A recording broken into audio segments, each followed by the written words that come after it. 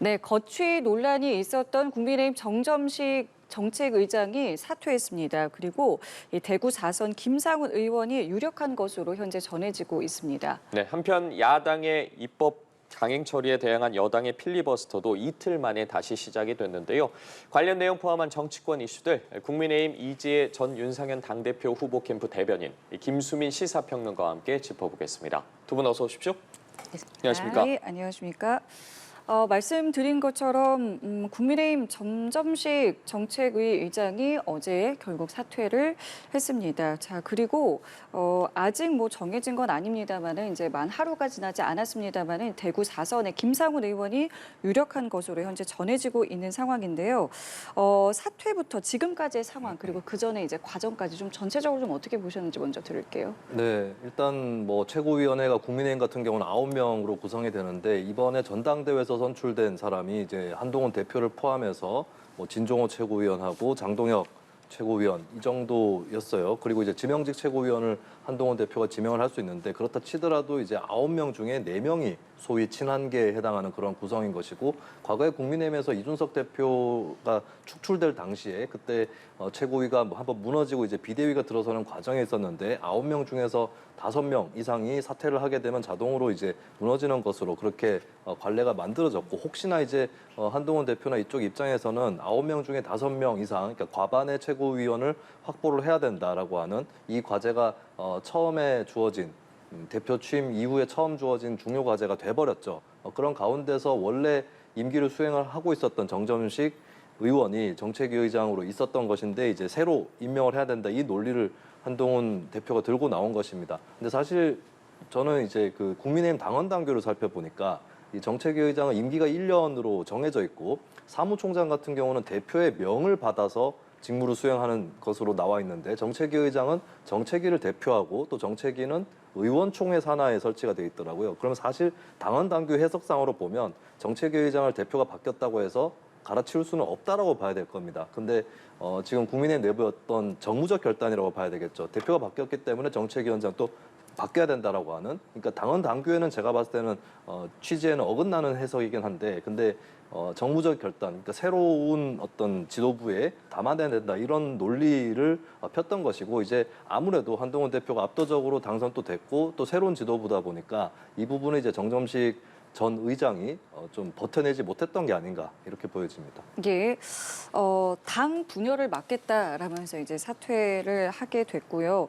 물론 이게 보도 내용입니다만은 뭐 이전에 이제 정진석 비서실장은 이 정점식 정책위 의장의 유임을 설득했다 뭐 이런 보도도 나왔기 때문에 앞으로 이제 누가 되느냐에 따라서 이 당내 계파 갈등이 다시 조금 불거지는 게 아니냐 이런 우려도 있는데 일단 이제 누군가를 또 선임하게 되지 않겠습니까? 지금 이 분위기를 좀 어떻게 보고 계시는지요?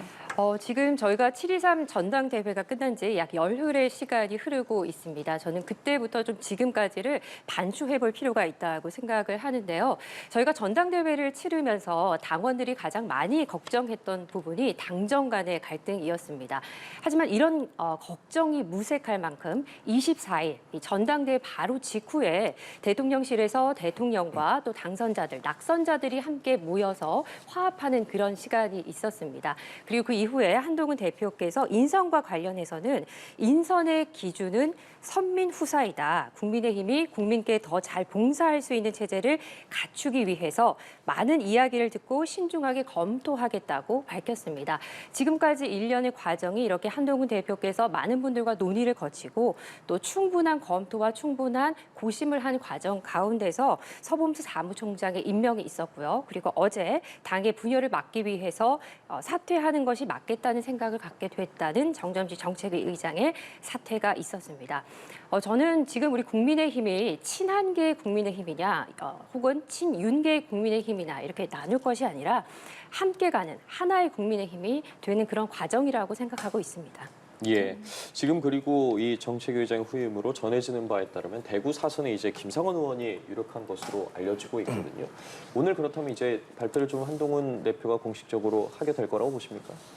네, 뭐 오늘 정책위의장하고 지명직 최고위원까지 발표를 하지 않을까 싶고 정점식 전 의장 교체 이 부분에서 이미 좀 탄력이 실린 거기 때문에 뭐 이번 주를 넘길 거 없이 이제 지명직 최고위원까지 해서 9명의 최고위원을 전원 구성을 하지 않을까 그렇게 보이고 이제 한동훈 대표 입장에서 마음이 또 바쁜 부분이 있을 겁니다. 왜냐하면 전당대회 때 약속했던 부분 특히 최혜병 특검에 관련된 제3자 추천안이라든지 이런 부분들에 대해서 실현을 해줘야 되는 지금도 며칠 동안이라도 한동훈 대표가 답변이라든지 언급을 하지 않으면 전당대회 끝나고 마음이 바뀐 거 아니냐 혹은 윤 대통령하고 어떤 모종의 거래가 있었던 거 아니냐 이런 설들이 나오기 마련이기 때문에 이런 부분들 포함해서 빨리 이제 전국에 대응을 하기 위해서는 이번 주 내로 최고위원들을 다 구성을 하는 것 이것이 뭐 당연한 수순이 아닌가 그렇게 보여집니다. 예, 어쨌든 어제 정점식 전 정책위의장이 사의를 밝혔고 이제 오늘 유력 인사에 대한 이야기들도 나오고 있는 상황에서 이 정책위의장 같은 경우에는 한동훈 대표가 추경호 원내대표랑 어쨌든 협의 후에 이제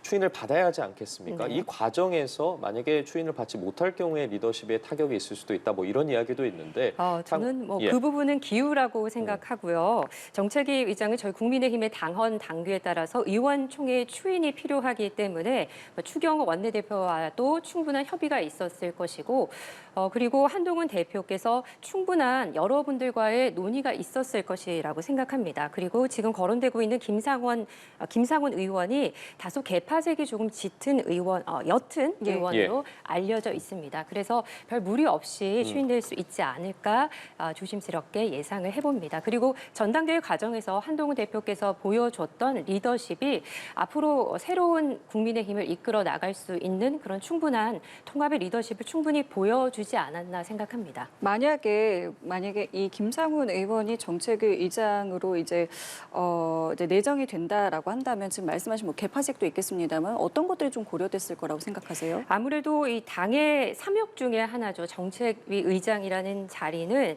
당의 정책 등을 총괄하는 매우 중요한 자리인데요. 우선 4선 중진이라는 점, 그리고 정책적인 부분들, 앞으로 국민의힘에 산적한 정책적인 부분들을 잘 조율해서 만들어갈 수 있지 않을까 싶습니다. 그리고 최고위원 회의에서도 계속해서 한동훈 대표께서 밝히고 있는 점이 민생을 챙기겠다, 민심을 챙기겠다 이런 부분인데 예. 민생을 챙기는 정책적인 부분에 있어서 실질적인 정책들을 많이 내놓을 수 있지 않을까 그렇게 생각하고 있습니다. 예, 알겠습니다. 관련해서 소식이 들어오면 계속 좀 전해드리겠고요.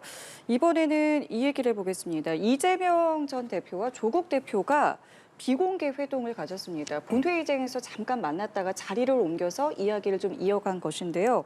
뭐 여러 이야기를 좀 한 것 같은데 이 만남을 좀 어떻게 보셨습니까? 네, 좀 이례적이라고 할 수 있는 게 이재명 전 대표는 현재 전당대회를 치르고 있는 입장이거든요. 조국 대표야 이제 본인이 단독 후보로 나와가지고 이제 압도적으로 당선이 돼서 이미 다시 대표를 연임을 하고 있지만 현직 대표가 아닌 이재명 현재로서 의원이죠. 이재명 의원을 만난 것은 좀 이례적이라고 봐야 될 것 같고 여러 가지 사안들이 또 걸려 있을 겁니다. 지금 현재 국회에서 계속해서 이제 야당 주도로 안건은 통과되고 있지만 대통령 거부권을 행사를 하고 있고 이것들이 계속 반복이 되고 있고 또 여러 검사를 포함해서 방송통신위원장까지 탄핵안이라든지 이런 것들이 굉장히 중대한 사안들이 또 제출이 돼 있는 그런 상황이거든요. 그리고 또 민주당하고 조국혁신당 사이에 어느 정도 차이도 발생을 하고 있어요. 특히 세제 문제 관련해서 종부세라든지 이쪽에서 의견이 조금 갈리고 있는 모습인데 이런 전반적인 것들을 좀 논의해봐야 되지 않은가라고 하는 그런 인식에 따라서 만난 것으로 보입니다. 왜냐하면 만나가지고 회동이 2, 30분에 끝난 것도 아니고 한 2시간 정도 걸렸다고 하니까 굉장히 많은 얘기를 나누지 않았을까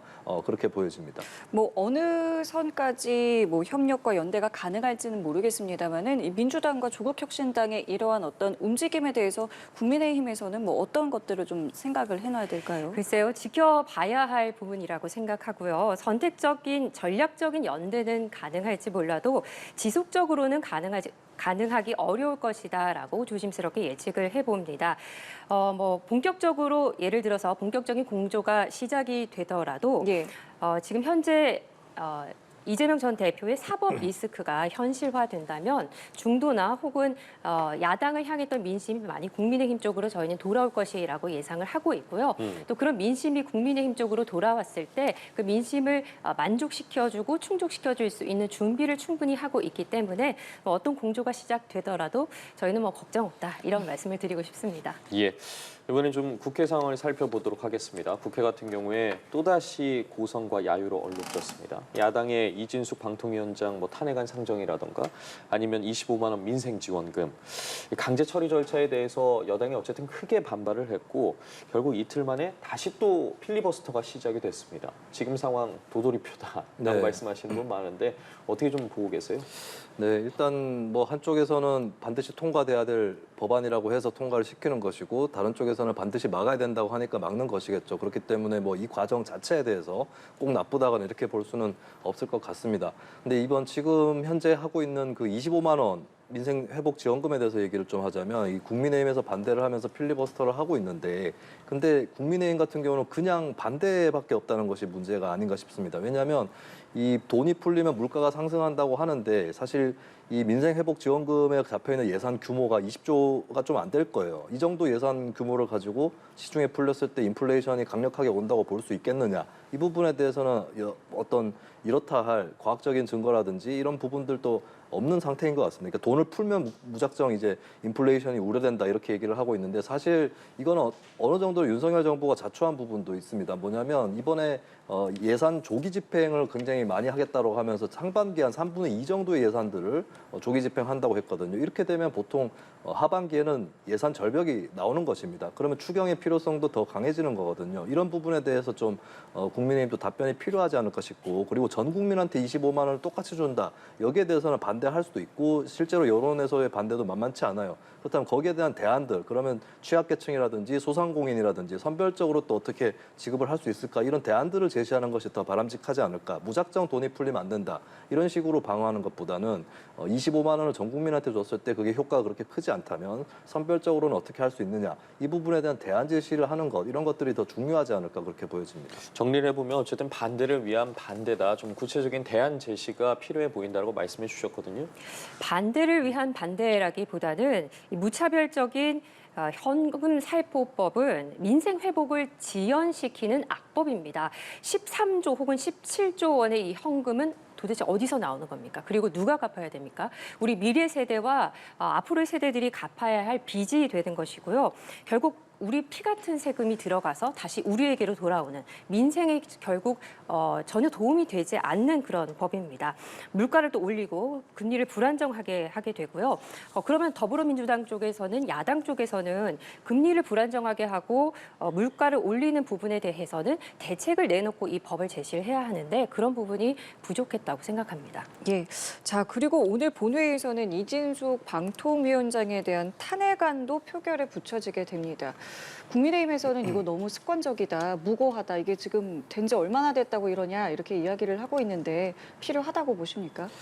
습관적인 건 맞죠. 계속 하고 있으니까요. 근데 그 전에 무엇이 계속되고 있었는가를 봐야 될 것 같은데 자꾸 방통위에서 2인 체제로 주요 안건들을 의결을 하고 있지 않습니까? 방통위 위원 전체가 5명이고 국민의힘한테 제가 궁금한 건 국민의힘은 최고위원 9명 중에 5명 사퇴해가지고 비대위에 띄우지 않았습니까? 근데 왜 5명 방통위에서 2명으로 자꾸 의결을 하느냐? 이 문제의 허점이 얼마 전에도 드러난 것이 이준숙 방통위 체제에서 또 의결을 하려고 들어가니까 MBC 박문진 이사의 일부가 기피 신청을 했어요. 이준숙 방통위원장에 대해서. 그럼 기피 신청을 하면 보통 기피 신청을 받은 인물은 빠지고 표결을 해야 되는데 그렇게 되면 한 명이서 표결을 해야 되고 그럼 표결이 안 됩니다. 그게 뭘 의미하냐면 2인 체제라는 것 자체가 이만큼 허술하다는 거예요. 그중에 한 명이라도 기피 신청을 당하면 표결을 못하게 돼 있는 겁니다. 그런데 여기에 이진숙 위원장이 표결에 참여를 했고 이것이 또한 탄핵 사유가 된 거거든요.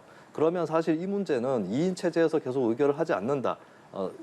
온전하게 5인 체제를 구성할 수 있도록 한다. 여기서부터 풀어나가야 되는 문제인데 계속해서 이거를 2인 체제에서 의결을 자꾸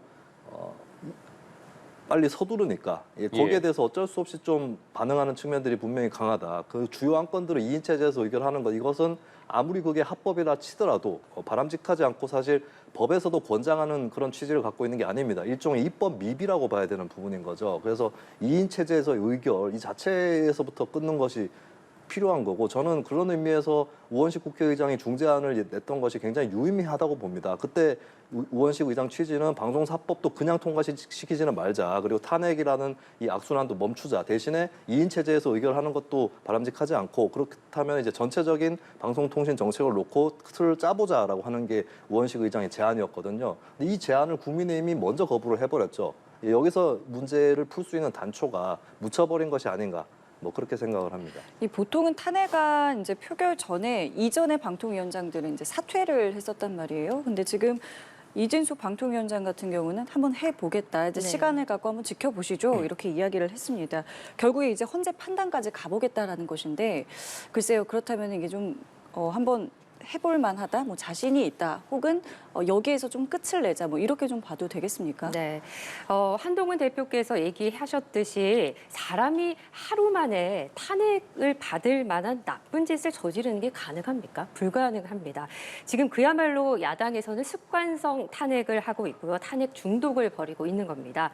공직자 탄핵 소추는 직무상 중대한 법률을 위반했을 때 국회가 할 수 있는 최후의 조치인데요. 명백한 사유와 상관없는 무고함을 방증하기 때문에 이것이 헌재까지 가더라도 저희는 자신 있다라는 그런 말씀을 좀 드리고 싶고요. 조금 더 거시적으로 보고 싶습니다. 이게 탄핵까지 가냐 안 가냐, 방통위원장을 탄핵하냐 안 하냐 이런 부분보다는 사실 대한민국의 방송 언론이 자유민주주의 체제 안에서 좌우가 있고 다양한 의견이 있어야 하는데 우리가 지금까지 뭐 10년, 20년 전 방송을 쭉 반추해 봤을 때 거짓 뉴스라든지 혹은 뭐 여러 가지 사안들을 봤을 때 정말 이것이 자유민주주의 체제 안에서 우리가 국민들께 올바른 뉴스를 보도하고 정말 공정한 방송을 했느냐라는 질문을 했을 때 저는 좌파 체제 하에서는 아니었다라고 생각하고요. 이런 대한민국의 방송을 바로잡기 위한 이런 일련의 노력들을 이진숙 방통위원장께서 중요한 책임을 맡고 하고 계시다라고 생각하고 있습니다. 자, 그리고 민주당에서는 또 과방위 현안 질의를 진행을 할 예정입니다. 여기에도 이제 이진숙 방통위원장을 불렀는데 일단은 뭐 건강상의 이유로 참석은 하지 않는다고 합니다. 근데 말씀하신 것처럼 이게 지금 2인 체제라는 게 아까 불법은 아니다라고 하셨잖아요. 이게 이제 헌재 판단까지 가게 되고 그렇다면 이 상황에서 지금 민주당이 이렇게 계속 여론전을 하는 이유는 뭐라고 좀 보십니까? 일단 지금까지 제기됐던 이진숙 위원장에 대한 문제가 의혹이 풀리지 않았어요. 법인카드 같은 경우도 이번에 많이 불거졌는데 무슨 광고 유치를 하겠다고 법인카드를 썼다고 하지만 만난 대상은 다 MBC 박문진 이사들이었습니다. 같은 회사의 이사를 상대로 무슨 광고를 유치한다는 것이며 그리고 대전 MBC에서 그의 유치한 광고가 0건인 것으로 드러났어요. 협찬이 2건인가 그랬고요. 이런 것들이 다 앞뒤가 말들이 안 맞는 것이고 근데 사실 법인카드 문제는 빙산의 일각입니다.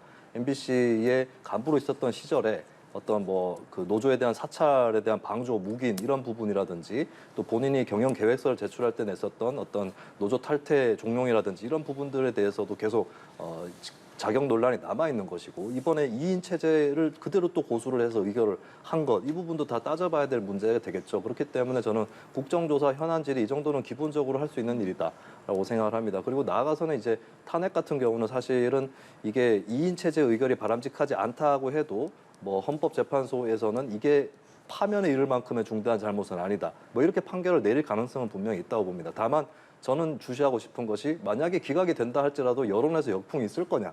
전 자신 있게 아니라고 봅니다. 이상민 행안부 장관도 마찬가지였는데 막상 기각이 돼도 여론에 역풍이 없고 무리한 탄핵이라는 평가가 별로 많지 않아요. 그것은 뭐냐면 이 당사자들이 결격 인물이다라고 하는 데서는 여론의 다수가 동의를 할 것이다라고 보는 거고 거기에 자신이 있기 때문에 일단 직무정지를 시키면서 그리고 탄핵에서 설령 기각이 되더라도 그 역풍이 별로 없을 것이니까 야권에서도 더 자신 있게 추진을 하는 게 아닌가 그렇게 보여지고 국민들에게 냉철하게 객관적으로 이번 2인 체제 이런 걸 떠나서 이진숙 위원장의 어떤 자질이라든지 이런 것들 과거 발언들 이런 걸 봤을 때도 진보 보수 이런 문제를 뛰어넘어서 객관적이고 공정해야 될 언론 생태계를 관리할 수 있는 사람이냐 이 문제에 대해서 근본적으로 의문이 있기 때문에 아마 탄핵에서 기각이 난다고 해도 그렇게 큰 역풍은 없을 거라고 저는 전망을 합니다. 특별한 예외가 없다면 이 지금 현안 질의를 하는 도중에 직무가 정지될 가능성이 지금 상당히 높은 거지 않습니까? 그럼에도 이 현안 질의는 계속 진행이 되는 건지 이게 절차상으로 좀 궁금한 게 있는데요. 네, 계속해서 절차상으로는 진행이 될 거고요. 직무상으로 정지가 되겠지만 이진숙 방통위원장이 끝까지 버티기를 할 거다라고 얘기를 하시는 분들이 있습니다. 그런데 저는 버티기가 아니라 지키기라고 생각합니다. 대한민국의 방송과 언론을 바로 잡기 위한 지키는 인내의 어떤 과정이라고 생각하고요. 2인 체제 계속 말씀하셨는데 2인 체제를 만들 수밖에 없게끔 한 그 주체가 바로 야당입니다. 그리고 이상민 행안부 장관이 기각됐을 때도 여론에서도 저는 반추해 보면은 이번에 오히려 더 이 방통위원장의 체급을 더 높여주지 않을까, 호의적인 여론들이 더 많이 생기지 않을까 그렇게 생각하고 있습니다. 예. 그리고 지금 좀 주제를 바꿔서 이 내용을 살펴보면 어제 김문수 고용노동부 장관 후보자가 지명이 됐습니다. 지금 그와 관련해서 반노동 인사라는 야권과 이 노동계의 지적이 이어지고 있는데 이에 김 후보자 같은 경우에는 뭐 자신과 아내 그리고 형님까지도 모두 노조 출신이다. 반노동이 뭔지 묻고 싶다라고 반문을 했거든요.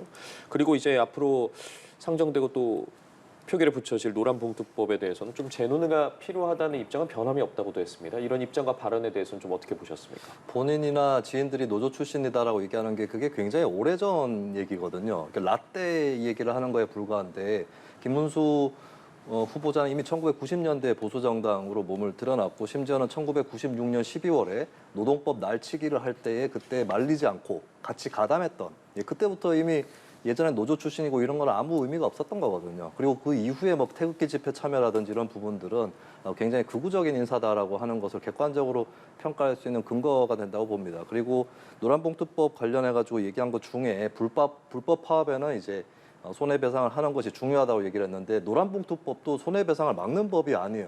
개별적으로 조합원들에게 책임을 다 가려가지고 이것에 따라서 이제 책임을 묻도록 한다라는 취지에 달려 있는 거고 이게 민법상의 어떤 그런 원리하고도 크게 충돌하지는 않는 그런 거거든요. 근데 이것을 마치 혹시 잘못 알고 계신 게 아닌지 이런 의구심도 들어요. 손해배상 청구 자체를 막는 법은 아닌가? 그렇지는 않습니다. 좀 따져 묻는 데 있어서는 까다로울 수는 있어요. 법적으로 개별적으로 책임을 가려내야 되니까. 근데 그런 법안은 아니다라는 것이 혹시 이게 반노동을 떠나서 어떤 노동 정책에 대해서 혹시 이렇게 업그레이드가 안 되신 게 아닌가라고 하는 그런 의구심도 한편으로는 남겨다 줍니다. 그리고 좀 긍정적으로 볼 수 있는 발언도 없지는 않았는데, 그러니까 5인 미만 사업장으로 근로기준법을 확대 적용하는 이 문제를 거론을 했고, 이 문제는 사실 노동계에서도 계속 요구를 해왔던 것이기 때문에 혹시 여기서 좀 뭔가 맞춰볼 수 있지 않을까 기대를 할 수도 있겠는데, 근데 다만 이 얘기는 윤석열 정부 들어서서 몇 차례 간헐적으로 흘러나오다 말다 했었거든요.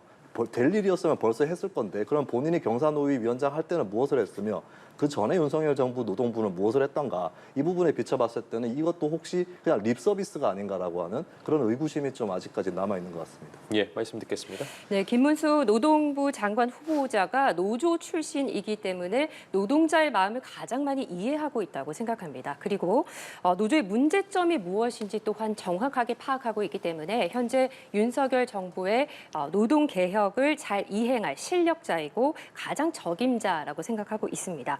노란봉투법에 대해서는 그 면밀히 자세히 살펴보면은요, 이것은 반시장, 반경제, 결국에는 기업을 더 망가뜨리는, 그래서 근로자가 오히려 일할 곳이 없게 만드는, 근로자를 위하는 법이 아니다라는 것을 잘 알고 있기 때문에 김문수 후보자께서도 노동자들이 피해를 보는 일이 있어서는 안 된다고 인터뷰에서 발표를 했듯이 그런 측면에서 봐주셨으면 좋겠습니다. 알겠습니다. 자, 끝으로 이 내용 여쭤볼게요.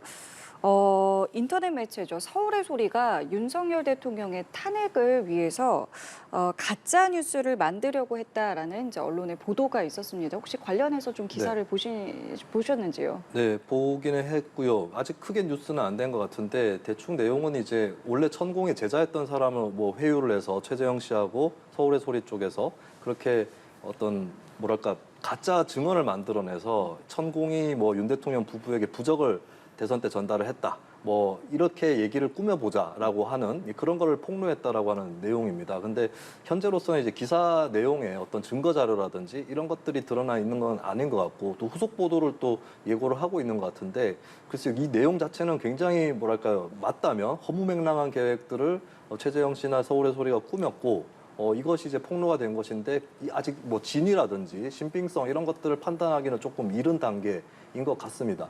그래서 이거는 좀 사실관계 자체는 좀 두고 보고 판단을 할 필요가 있을 것 같고 이게 뭐 가려지는 데는 시간이 오래 걸릴 것 같지는 않아요. 어느 쪽에서 거짓말을 하고 있는지는 그 부분은 좀 지켜봐야 될 것 같습니다. 다만 그렇다고 해서 이제 최재형 씨 자체에 대해서는 사실 이 사람은 도대체 뭐 하려는 사람인가 이런 의문은 충분히 전 제기될 수 있다고 봐요. 다만 그에게 명품 가방을 수수한 영부인의 문제 이것은 또 별도인 것이다. 이 사람들의 문제가 뭐 영부인의 문제라든지 대통령의 문제를 가리는 것은 아니다. 이것은 좀 분별을 할 필요가 있겠습니다. 예, 이 내용 좀 어떻게 보셨는지요? 저도 기사 내용을 봤는데요. 누가 봐도 정말 터무니없는 거짓 뉴스다라는 것을 알 수 있었습니다. 사실 이런 부분들이 윤석열 대통령을 끌어내리려고 하는 이 자들의 게임에 민주당이 묵시적으로 동의를 해준 결과라고 생각합니다.